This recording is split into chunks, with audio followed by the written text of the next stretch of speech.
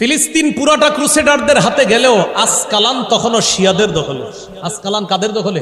হ্যাঁ, এটা একটু মনে রাখেন, না হয় ইতিহাসটা সুন্দরভাবে বুঝবেন না।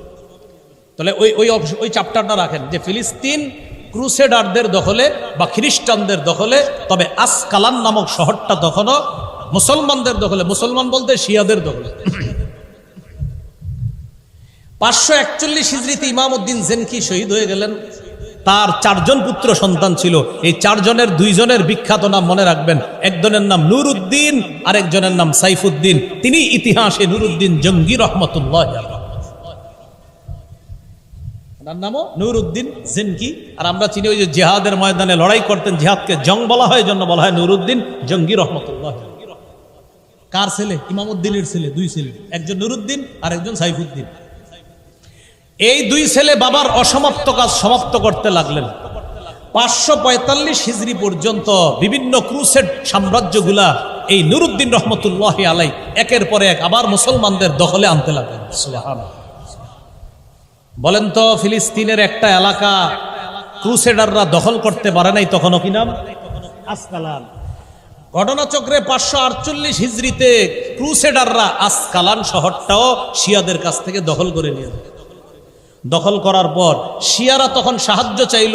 মুসলমানদের সেনাপতি নুরউদ্দিন জঙ্গি রহমতুল্লাহ আলাইহির কাছে চিঠি লিখলেন যে এতদিন আসকালানটা আমাদের দখলে ছিল, এখন ক্রুসেডাররা এটা দখল করে নিছে, আপনার কাছে আমরা সাহায্য চাই।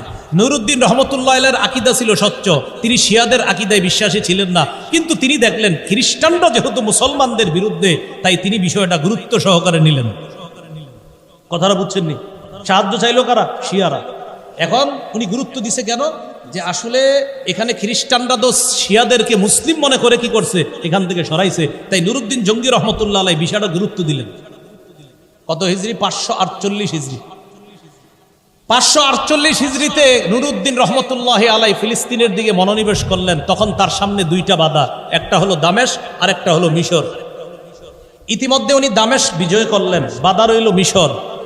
মিশরে তখনও শিয়া শাসন। আমি আপনাদেরকে বলছিলাম মিশর দখল করছে শিয়ারা 359 হিজরিতে। শিয়ারা 359 হিজরিতে, 359 থেকে নিয়ে 557 হিজরি পর্যন্ত শিয়ারা মিশর দখল করে রাখছিল। মানে প্রায় 198 বছর শিয়ারা মিশর শাসন করছে। 198 বছর। আচ্ছা, যাই হোক, মূল বিষয়টা বলি। 548 হিজরিতে নুরউদ্দিন রহমতুল্লাহ আলাইহি দেখলেন বাধা শুধু কি মিশর। এখন তিনি চিন্তা করলেন মিশরের উপর দিয়ে কিভাবে ফিলিস্তিন যাওয়া যায়। ঘটনাচক্রে মিশরের তখন যে শিয়া শাসক ছিল তার নামটা বলি, যদি পারেন মনে রাখবেন, আল আজিদ